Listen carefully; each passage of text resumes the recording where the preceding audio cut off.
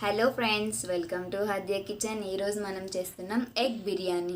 ఇందుకు కావాల్సిన పదార్థాలు: బాయిల్ చేసి పెట్టుకున్నటువంటి ఎగ్స్, అలాగే కట్ చేసి పెట్టుకున్నటువంటి ఉల్లిపాయలు, అలాగే 2 కట్ చేసి పెట్టుకున్నటువంటి టమోటోలు, అలాగే కొంచెం కొత్తిమీర కట్ చేసి పెట్టుకోవాలి, అలాగే వెల్లుల్లిపాయలు, కొంచెం ఆయిల్, పోపు దినుసులు, ఆవాలు, జీలకర్ర, ఉప్పు, మసాలా పొడులు తగినంత. బాయిల్ చేసుకున్నటువంటి ఎగ్స్ని ఈ విధంగా దారంతో కట్ చేసుకోవాలి.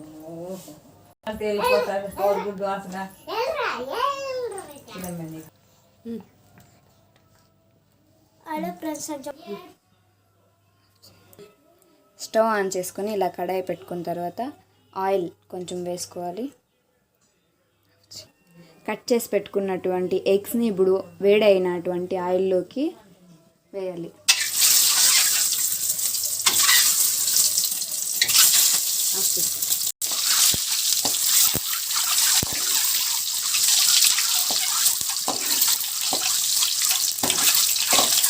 ఇలా కలుపుకుంటూ ఇందులో కొంచెం ఉప్పు అలాగే కారం కూడా వేసుకోవాలి.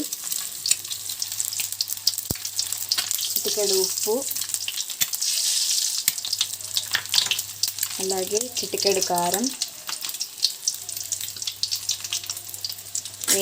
వేసుకొని బాగా వేయించుకోవాలి.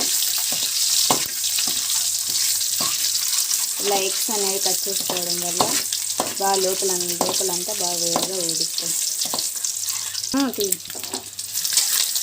ఇలా బాగా తిప్పుకోవడం వల్ల మొత్తం ఎగ్ చుట్టూ గోల్డెన్ కలర్ వస్తుంది. ఇలా గోల్డెన్ కలర్ వచ్చిన తర్వాత సర్వింగ్ ప్లేట్లో తీసుకొని వచ్చేయాలి.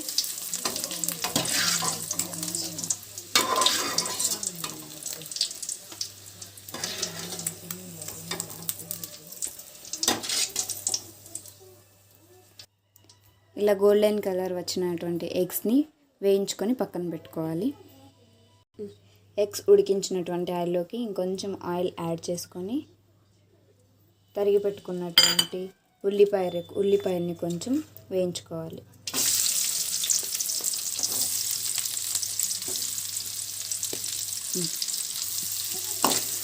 ఇలా ఉల్లిపాయల్ని బాగా గోల్డెన్ కలర్ వచ్చినంత వరకు బాగా వేయించుకోవాలి. ఇలా లైట్ గోల్డెన్ కలర్ వస్తుందండి. ఇప్పుడు కొంచెం ఇంకా బాగా వేయించుకోవాలి. ఇదిగోండి ఫ్రెండ్స్, ఇలా గోల్డెన్ కలర్ వచ్చేంత వరకు వేయించుకోవాలి.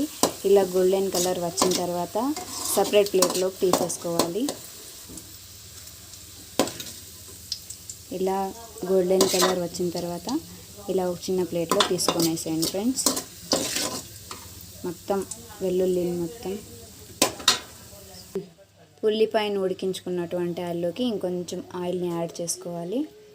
ఆయిల్ని యాడ్ చేసుకున్న తర్వాత తరిగి పెట్టుకున్నటువంటి ఉల్లిపాయల్ని కూడా వేయించుకోవాలి.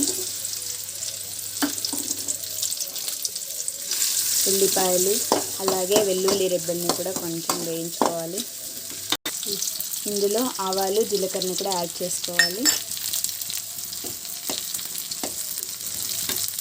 ఆవాలు, జీలకర్ర చిటపటలాడాలి ఫ్రెండ్స్. ఇలా పటపటలాడుతూ ఉండాలి. ఇప్పుడు మొత్తం కలుపుకోవాలి. ఇందులో దంచి పెట్టుకున్నటువంటి వెల్లుల్లిని కూడా వేసుకోవాలి ఫ్రెండ్స్. వెల్లుల్లి అనేది దంచడం వల్ల ఫ్లేవర్ బాగా వస్తుంది. వేసుకోవాలి ఫ్రెండ్స్. ఇవి వేసుకున్న తర్వాత కట్ చేసి పెట్టుకున్నటువంటి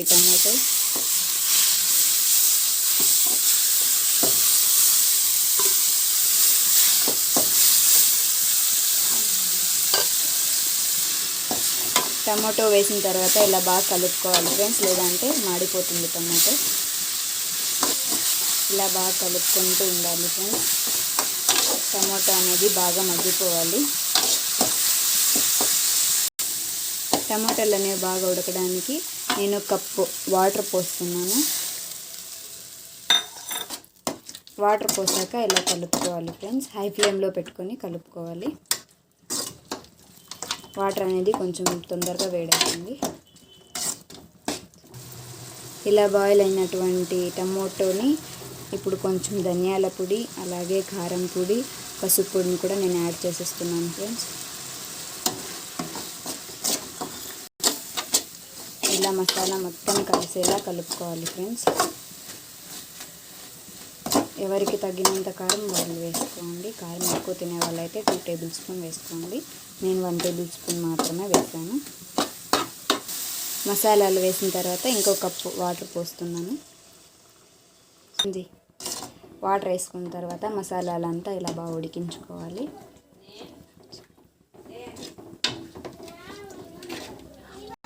ఇలా కలుపుకున్న తర్వాత కొంచెం కొత్తిమీరని యాడ్ చేసుకోవాలి. కొత్తిమీర ఉడకడంతో కొంచెం ఫ్లేవర్ బాగుంటుంది.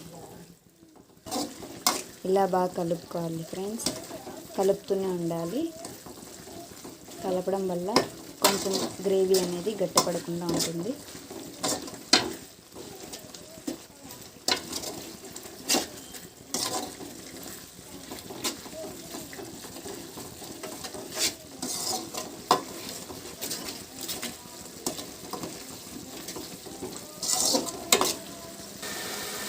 ఇప్పుడు 1 టేబుల్ స్పూన్ సాల్ట్ని కూడా వేసుకోవాలి. వేసుకున్న తర్వాత కలుపుకోవాలి బాగా. ఇలా కలుపుకున్న తర్వాత బాయిల్ చేసి పెట్టుకున్నటువంటి ఎగ్స్ని ఇందులో యాడ్ చేసుకోవాలి.